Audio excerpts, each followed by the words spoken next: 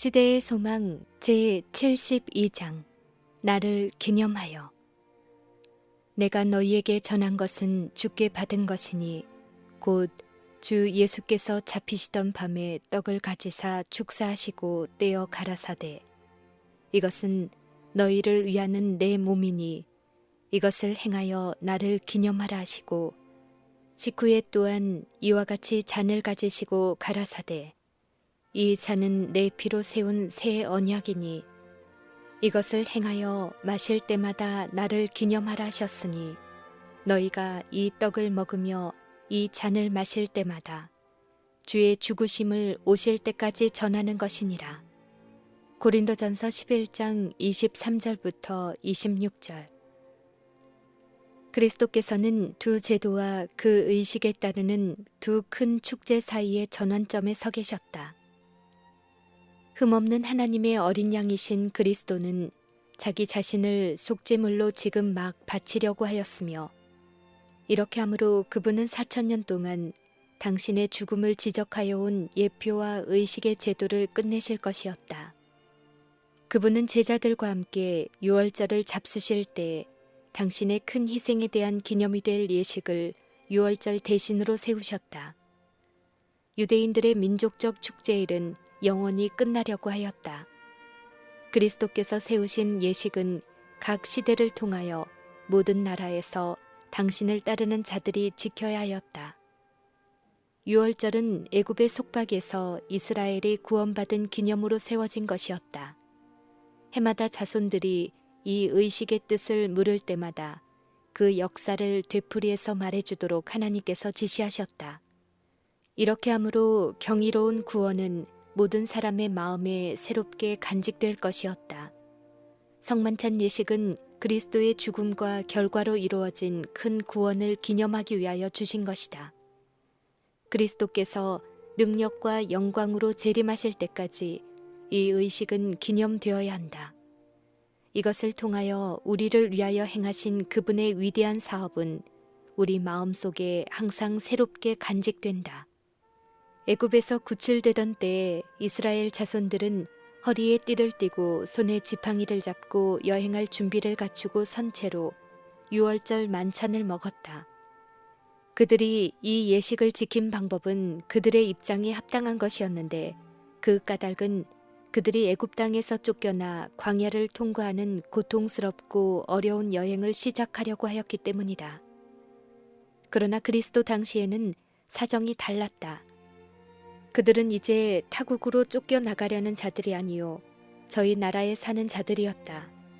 그들에게 주어진 안락한 생활에 맞추어 백성들은 기대어 앉은 자세로 유월절 만찬을 들었다. 식탁 주위에는 긴 의자가 놓여 있어서 손님들은 왼팔을 의자에 걸치고 바른 손은 먹기에 자유스럽게 하도록 그런 자세로 앉았다. 이런 자세로 손님은 자기 머리를 옆에 앉은 사람의 가슴 위에 놓을 수 있었다. 그리고 발은 의자의 바깥으로 나오게 되어 사람이 좌석 주위를 돌면서 씻길 수 있게 되어 있었다. 그리스도께서는 아직도 유월절 만찬을 차려놓은 식탁에 계셨다. 유월절 절기에 쓰던 누룩 없는 떡이 그분 앞에 놓여 있었다. 발효되지 않은 유월절 포도즙이 식탁에 있었다. 그리스도께서는 이 상징물들을 흠없는 희생물이신 자신을 나타내는 데 사용하셨다. 죄와 죽음을 상징하는 발효로 부패되지 않는 것만이 흠없고 점없는 어린 양을 대표할 수 있었다. 저희가 먹을 때에 예수께서 떡을 가지사 축복하시고 떼어 제자들을 주시며 가라사대 받아 먹으라 이것이 내 몸이니라 하시고 또 잔을 가지사 살해하시고 저희에게 주시며 가라사대 너희가 다 이것을 마시라. 이것은 죄 사함을 얻게 하려고 많은 사람을 위하여 흘리는 바 나의 피 곧 언약의 피니라.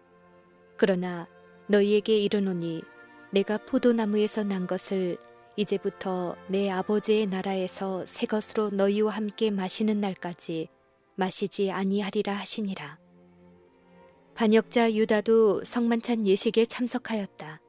그는 예수님으로부터 그분의 찢겨진 몸과 흘리신 피를 상징하는 떡과 포도즙을 받았다. 그는 이것을 행하여 나를 기념하라는 말씀을 들었다. 하나님의 어린 양이 임재해 계시는 바로 그 앞에서 반역자는 음흉한 목적을 꾀하고 있었으며 엉뚱하고 복수심에 불타는 생각을 품고 있었다. 그리스도께서는 발을 씻기실 때 유다의 성질을 알고 계신다는 확실한 증거를 주셨다. 너희가 깨끗하나 다는 아니니라 라고 그분은 말씀하셨다. 이 말씀은 그리스도께서 거짓 제자에게 그의 은밀한 목적을 아셨다는 사실을 확신시켰다. 이제 그리스도께서는 더욱 분명히 말씀하셨다. 그들이 식탁에 자리 잡고 앉았을 때 그리스도께서는 제자들을 바라보시며 내가 너희를 다 가리켜 말하는 것이 아니라 내가 나의 택한 자들이 누구인지 알미라. 그러나 내 떡을 먹는 자가 내게 발꿈치를 들었다 한 성경을 응하게 하려는 것이니라 라고 말씀하셨다. 지금까지도 제자들은 유다를 의심하지 않았다. 그러나 그들은 그리스도께서 몹시 고통스러워 하시는 것을 보았다. 그들이 그 성격을 이해할 수 없는 어떤 무서운 재난을 예고하는 구름이 저희 모두를 덮고 있었다. 제자들이 잠잠히 먹고 있을 때에 예수께서는 내가 진실로 너희에게 이르노니 너희 중에 한 사람이 나를 팔리라 라고 말씀하셨다. 이 말씀을 듣자 그들은 두려움에 사로잡혔다. 저희 가운데 한 사람이 어떻게 그들의 거룩한 선생님을 배반할 수 있을 것인지 그들은 이해할 수 없었다. 어떤 이유로 그들이 그분을 배반할 수 있을 것인가? 누구에게 하시는 말씀일까? 누가 이런 구상을 마음에 할 수 있을까? 다른 어떤 사람들보다도 예수님의 가르침을 들을 수 있는 특권을 가졌던 자들, 그분의 놀라운 사랑을 나누어 가진 자들, 예수께서 그들을 자기 자신과 가까이 교제하게 하심으로 그처럼 큰 관심을 나타내신 자들인 그 사랑하는 12제자 가운데 한 사람도 그 일을 할 자가 없었다. 제자들이 예수님의 말씀의 취지를 깨닫고 그분의 말씀이 진실하다는 것을 깨달았을 때 공포와 낙담이 그들을 엄습하였다. 그들은 주님을 대적하는 마음을 하나라도 품고 있는 것은 아닌지 저희 마음을 살피기 시작하였다. 극히 괴로운 심정으로 하나하나 차례로 주여 내니이까 하고 물었다. 그러나 유다는 말없이 앉아 있었다. 깊은 고민 가운데 쌓여있던 요한이 마침내 주여 누구 오니이까 하고 물었다. 이에 예수께서 나와 함께 그릇에 손을 넣는 그가 나를 팔리라. 인자는 자기에게 대하여 기록된 대로 가거니와 인자를 파는 그 사람에게는 화가 있으리로다. 그 사람은 차라리 나지 아니하였다면 제게 좋을 뻔하였느니라 라고 대답하셨다. 제자들은 주여 내니이까 하고 물으면서 피차의 얼굴을 자세히 살펴보았다. 이제 유다의 침묵은 모든 사람의 시선을 끌었다. 질문들과 놀람을 표현하는 일로 혼란한 가운데 유다는 요한의 질문에 대답하신 예수님의 음성을 듣지 못하였다. 그러나 이제 제자들의 감시를 피하려고 유다는 그들처럼 랍비여 내니이까? 라고 물었다. 예수께서 엄숙하게 네가 말하였도다 라고 대답하셨다. 유다는 자기의 목적이 폭로된 것을 보자 놀라움과 혼란 중에 급히 일어나 방을 떠났다.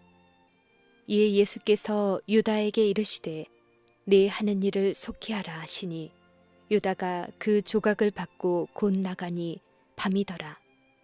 반역자가 그리스도를 떠나서 바깥 어둠 속으로 나간 것은 밤이었다. 이 발걸음을 내딛기까지는 유다에게 회개의 가능성이 있었다.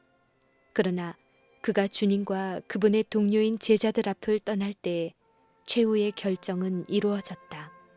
그는 그 경계선을 넘어가 버렸다. 이 유혹받은 영혼을 다루심에 있어서 예수님의 오래 참으심은 참으로 놀라웠다. 유다를 구원하기 위하여 하실 수 있는 일은 무엇 하나 하지 않으신 것이 없었다. 그가 2번씩이나 주를 배반하겠다고 맹세한 후에도 예수께서는 여전히 그에게 회개할 기회를 주셨다. 반역자의 마음에 있는 은밀한 목적을 아시고 그리스도께서는 당신의 신성에 대하여 마지막 분명한 증거를 유다에게 주셨다. 이것이 그 거짓 제자에게 하신 마지막 회개의 요청이었다. 신성과 인성을 겸하신 그리스도의 마음으로 할 수 있는 간청은 하나도 남김이 없었다. 완강한 교만에 격퇴당한 자비의 물결은 부드러운 사랑에 힘센 조수가 되어 돌아왔다. 그의 죄가 탄로나 놀라긴 했지만 유다는 결심을 더욱 굳게 할 뿐이었다. 그는 성만찬에서 나와 배반하는 그 일을 완성하려고 나갔다. 유다에게 화를 선언하신 일에서도 그리스도께서는 제자들에 대한 자비로운 목적을 가지고 계셨다. 그리하여 그분은 자기가 메시아라는 최고의 증거를 그들에게 주셨다. 지금부터 일이 이루기 전에 미리 너희에게 이름은 일이 이룰 때에 내가 그인 줄 너희로 믿게 하려 함이로다 라고 예수께서는 말씀하셨다. 만일 예수께서 그에게 닥쳐올 일을 분명히 알지 못하는 것처럼 잠잠히 계셨다면 저희 주께서는 거룩한 선견 지명이 없으시고 불시에 배반을 당해 잔인한 폭도들의 손에 넘겨졌다고 제자들은 생각하였을 것이다. 예수께서 12를 택하였지만 그 중에 하나는 마귀라는 것을 1년 전에 제자들에게 이야기하셨다. 이제 그의 배반을 주께서 훤히 알고 계셨음을 보여준 유다에게 하신 예수님의 말씀은 그분이 굴욕을 당하시는 동안 그리스도의 참된 추종자들의 믿음을 굳게 할 것이었다. 유다가 무서운 종말을 맞이할 수밖에 없었을 때 제자들은 예수께서 반역자에게 선고하신 재난을 기억할 것이었다. 그리고 주께서는 또 다른 목적을 가지고 계셨다. 그분은 반역자로 알려진 그에게서 당신의 봉사의 손길을 거두지 않으셨다. 제자들은 예수께서 발을 씻기실 때에 하신 다는 깨끗지 아니하다는 말씀을 깨닫지 못하였으며 한층 더 그분이 식탁에서 내 떡을 먹는 자가 내게 발꿈치를 들었다 라고 선언하셨을 때에도 그분의 말씀을 깨닫지 못하였다. 그러나 그 후에 그분이 하신 말씀의 뜻이 분명해졌을 때 그들은 가장 흉악한 죄를 저지른 자를 대하셨던 하나님의 인내와 자비에 대하여 생각하는 바가 있었다. 예수께서는 처음부터 유다에 대하여 알고 계셨지만 그의 발을 씻기셨다. 그리고 배반자는 성만찬을 나누는 일에 그리스도와 자리를 같이 할 수 있는 특권을 가졌다. 오래 참으시는 구주께서는 죄인이 당신을 받아들여 회개하고 죄의 더러움을 씻도록 온갖 권유를 다하셨다. 이 모보는 우리를 위하여 주신 것이다. 우리는 어떤 사람이 과오와 죄를 범하고 있다고 생각할 때 그와 절연해서는 안 된다. 부주의한 분리로 말미암아 우리는 그를 유혹의 희생이 되게 하며 혹은 그를 사단의 전쟁 마당으로 몰아넣는다. 이것은 그리스도의 방법이 아니다. 제자들에게 잘못과 결점이 있었기 때문에 그분은 그들의 발을 씻기셨으며 12 중 하나를 제하고는 모두 회개하였다. 그리스도의 모보는 성만찬 예식의 사람들을 제외시키는 것을 금하신다. 공개된 죄로 인해 죄 지은 자가 제외되는 것은 사실이다. 성령께서는 이것을 분명히 가르치신다. 그러나 이 이상은 아무도 판단해서는 안 된다. 하나님께서는 누구를 이 경우에 참석시킬 것인가를 말하는 것을 사람들에게 맡기지 않으셨다. 누가 마음을 읽을 수 있겠는가? 누가 알곡에서 가라지를 골라낼 수 있겠는가? 사람이 자기를 살피고 그 후에야 이 떡을 먹고 이 잔을 마실지니 그 까닭은 누구든지 주의 떡이나 잔을 합당치 않게 먹고 마시는 자는 주의 몸과 피를 범하는 죄가 있느니라. 주의 몸을 분별치 못하고 먹고 마시는 자는 자기의 죄를 먹고 마시는 것이기 때문이다. 신자들이 이 의식을 거행하려고 모일 때 인간의 눈에 보이지 않는 사자들이 함께 참석한다. 회중 가운데는 유다와 같은 자도 있을 수 있다. 만일 그럴 경우 흑암의 왕에게서 보냄을 받은 사자들이 그곳에 있게 되는데 그 이유는 그들이 성령의 인도하심을 거절하는 모든 자들에게 시중 드는 까닭이다. 하늘의 천사들도 역시 참석한다. 눈에 보이지 않는 이 방문객들은 이런 때에는 언제든지 참석한다. 마음으로는 진리와 거룩함의 종들이 아니지만 예식에 참석하기를 원하는 자들이 회중 가운데 올지 모른다. 그들을 금하지 말 것이다. 예수께서 제자들과 유다의 발을 씻기실 때에 참석하였던 증인들이 그곳에도 참석한다. 인간 이상의 존재들이 그 장면을 보았다. 그리스도께서는 성령을 통하여 당신이 친히 세우신 의식을 시인하려고 그곳에 계신다. 그분은 죄를 깨닫게 하고 마음을 부드럽게 하려고 그곳에 계신다. 죄를 뉘우치는 단 한 번의 표정이나 생각일지라도 예수께서 주목하지 않으시는 일이 없다. 회개하며 슬픔에 잠긴 이들을 위하여 그분은 기다리신다. 그 영혼을 받아들이기 위하여 모든 것이 준비되어 있다. 유다의 발을 씻기신 분께서는 각 사람의 마음에서 죄악의 오점을 씻기를 열망하신다. 합당치 못한 어떤 사람이 참석하였다는 이유로 아무라도 참석을 거부하지 말 것이다. 모든 제자들은 공개적으로 참석하여 그리스도를 개인의 구주로 받아들인다는 사실을 증거하도록 요청을 받는다. 그리스도께서 당신의 백성과 만나고 당신의 임재로 그들에게 활력을 주시는 것은 그분께서 친히 지정하신 바로 이 의식들에서이다. 비록 부적당한 마음과 손이 의식을 집행할지라도 그리스도께서는 당신의 자녀들을 섬기려고 그곳에 계신다. 그리스도에 대한 확고한 신앙을 가지고 오는 모든 사람은 큰 축복을 받을 것이다. 이 거룩한 특권의 기회를 등한히 여기는 자들은 큰 손실을 당할 것이다. 그런 자들에게는 다는 깨끗지 아니하다는 말씀이 마땅할 것이다. 제자들과 함께 떡과 포도즙을 나누심으로 그리스도께서는 그들에게 구주가 되심을 서약하셨다. 그분은 그들에게 새 언약을 선포하셨는데 이를 통하여 그분을 영접하는 모든 자는 하나님의 자녀가 되고 그리스도와 함께 유업을 얻는다. 이 언약으로 금생과 내생을 위하여 내려주실 수 있는 모든 축복은 그들의 것이 되었다. 이 언약의 행위는 그리스도의 피로 비준될 것이었다. 그리고 성만찬 집전은 타락한 전 인류를 한 부분으로서 개별적으로 저희 각 개인을 위하여 희생하신 무한한 희생을 제자들 앞에 항상 생각나게 할 것이었다. 그러나 성만찬 예식은 슬픔의 시간이 되어서는 안 되었다. 이것은 그런 목적을 위하여 있는 것이 아니었다. 주님의 제자들이 주님의 식탁 주위에 모일 때에 그들은 그들의 결점을 기억하고 슬퍼하지 말 것이다.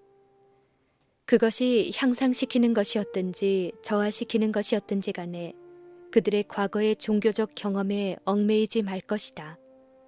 그들은 그들과 저희 형제들과의 차이점을 생각해내지 말 것이다. 준비 예식에 이 모든 것이 다 포함되었다.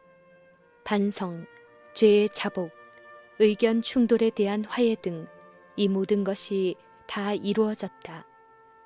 이제 그들은 그리스도를 만나려고 오는 것이다. 그들은 십자가의 그늘 아래 설 것이 아니요 구원의 빛 가운데 설 것이다. 그들은 의의 태양의 밝은 빛에 심령을 열어야 한다.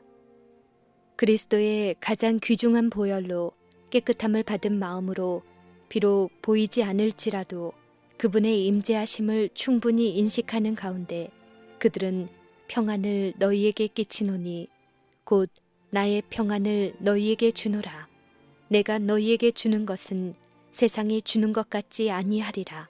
라는 그분의 말씀을 들어야 한다. 우리 주님은 죄를 뉘우치는 마음으로 당신께서 그들을 위하여 죽으신 것을 기억하라고 하신다. 나와 그리고 복음을 위하여 억압과 핍박과 고통을 당할 때에 그대를 위하여 생명을 준 그토록 큰 나의 사랑을 기억하라. 그대의 의무가 어렵고 가혹하게 보이며 그대의 짐이 지기에 너무도 무겁게 보일 때에 그대를 위하여 내가 멸시와 수치를 개의치 않고 십자가를 참은 것을 기억하라. 엄격한 시련으로 그대의 마음이 위축될 때에 그대의 구주가 살아계셔서 그대를 위하여 간구하시는 사실을 기억하라. 성만찬 예식은 그리스도의 재림을 가리킨다. 이것은 제자들의 마음 가운데 이 소망을 생생하게 간직하도록 하기 위하여 계획된 것이다. 그들이 그리스도의 죽으심을 기념하기 위하여 다 같이 모였을 때는 언제나 어떻게 예수께서 잔을 가지사 살해하시고 저에게 주시며 가라사대 너희가 다 이것을 마시라. 이것은 죄의 사함을 얻게 하려고 많은 사람을 위하여 흘리는 바 나의 피 곧 언약의 피니라. 그러나 너에게 이르노니 내가 포도나무에서 난 것을 이제부터 내 아버지의 나라에서 새 것으로 너희와 함께 마시는 날까지 마시지 아니하리라 하신 것을 자세히 말하곤 하였다. 환난 가운데서도 그들은 주께서 다시 오시리라는 희망으로 위안을 받았다. 너희가 이 떡을 먹으며 이 잔을 마실 때마다 주의 죽으심을 오실 때까지 전하는 것이니라. 라는 생각은 그들에게 말할 수 없이 귀중하였다. 이것들은 우리가 결코 잊어서는 안 되는 것들이다. 강권하는 힘이 있는 예수님의 사랑을 우리의 기억에 새롭게 간직해야 한다. 그리스도께서는 우리를 위하여 표현된 하나님의 사랑을 깨닫도록 하고자 이 예식을 제정하셨다.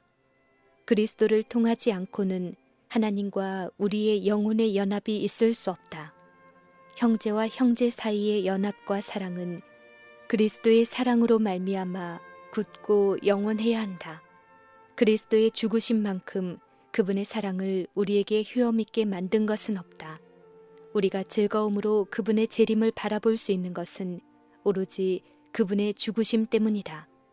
예수님의 희생은 우리의 소망의 중심이다. 그 위에 우리는 우리의 믿음을 고착시켜야 한다. 우리 주님의 굴욕과 고통을 가리키는 이 예식들이 형식처럼 여겨지는 일이 너무도 많다. 이것들은 한 목적을 위하여 제정되었다. 우리들의 지각이 경건의 오묘를 깨달을 수 있도록 일깨워져야 할 필요가 있다. 그리스도의 속죄의 고통에 대하여 우리가 알고 있는 것보다 더 많이 이해하는 것이 모든 사람들의 특권이다. 모세가 광야에서 뱀을 든 것 같이 인자도 들리신 바 되셨으며 이는 저를 믿는 자마다 영생을 얻게 하려 하심이니라. 우리는 죽어가는 구주께서 달리신 갈바리의 십자가를 쳐다보아야 한다. 우리의 영원한 관심사들은 그리스도를 믿는 믿음을 나타내기를 우리에게 요구한다. 우리 주께서는 인자의 살을 먹지 아니하고 인자의 피를 마시지 아니하면 너희 속에 생명이 없느니라. 내 살은 참된 양식이요 내 피는 참된 음료로다 라고 말씀하셨다. 이것은 우리의 육체적 생활에 대해서도 마찬가지다. 우리는 이 생의 삶에서까지 그리스도의 죽으심의 은혜를 입고 있다. 우리가 먹는 떡도 그분의 찢어진 육체로 산 것이다. 우리가 마시는 물도 그분이 흘리신 보혈로 산 것이다. 날마다 자기의 음식을 먹는 자는 그가 성자이건 죄인이건 간에 그리스도의 몸과 피로 양육을 받지 않는 자는 하나도 없다. 모든 떡덩이마다 갈바리의 십자가 인이 찍혀 있다. 모든 샘물에도 십자가가 반사되어 있다.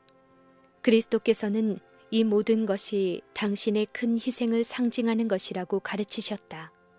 다락방에서 거행된 성만찬에서 비치는 빛이 매일의 생활 양식을 거룩하게 한다. 가족 식탁은 주님의 식탁처럼 되며 끼니마다 식사는 성만찬과 같이 된다. 그리스도의 말씀은 우리의 영적 생활에서도 얼마나 더욱 그러할까. 예수께서는 내 살을 먹고 내 피를 마시는 자는 영생을 가졌다고 선언하셨다. 우리를 위하여 갈바리의 십자가 위에서 버리신 생명을 받아들임으로 우리는 거룩한 생애를 살 수 있다. 그리고 그분의 말씀을 받아들이고 그분이 명하신 일을 행함으로 우리는 이 생명을 받아들인다. 이렇게 하여 우리는 그리스도와 하나가 된다. 예수께서는 내 살을 먹고 내 피를 마시는 자는 내 안에 거하고 나도 그 안에 거하나니 살아계신 아버지께서 나를 보내심에 내가 아버지로 인하여 사는 것 같이 나를 먹는 그 사람도 나로 인하여 살리라 라고 말씀하셨다. 이 성경 말씀은 특별한 의미에서 성만찬에 적용된다.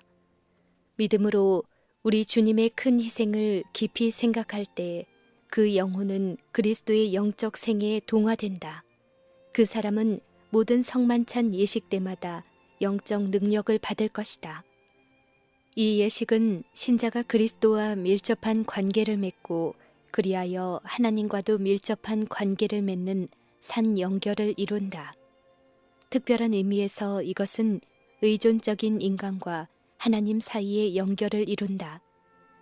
그리스도의 찢어진 육체와 흘리신 피를 상징하는 떡과 포도즙을 받을 때 우리는 상상 가운데서 다락방에서 거행된 성만찬에 참석하는 것이다.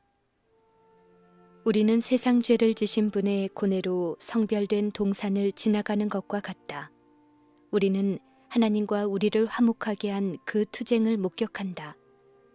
그리스도는 우리들 가운데서 십자가에 못 박히신다. 십자가에 달리신 구주를 바라볼 때 우리는 하늘의 주제께서 이루신 희생이 얼마나 크고 의미심장한지를 더욱 충분히 깨닫게 된다. 구속의 경륜은 우리 앞에서 영광스럽게 빛나고 갈바리의 사상은 우리 마음속에 살아있는 신성한 감격을 일깨운다.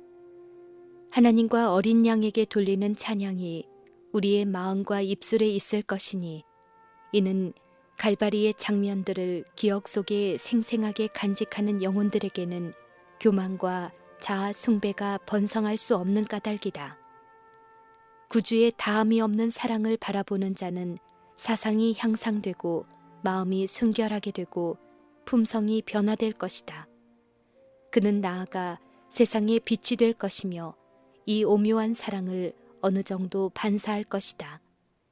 그리스도를 생각하면 할수록 더욱더 우리는 내게는 우리 주 예수 그리스도의 십자가 외에 결코 자랑할 것이 없으니 그리스도로 말미암아 세상이 나를 대하여 십자가에 못 박히고 내가 또한 세상을 대하여 그러하니라 라고 말한 사도의 말을 더욱 완전히 받아들일 것이다.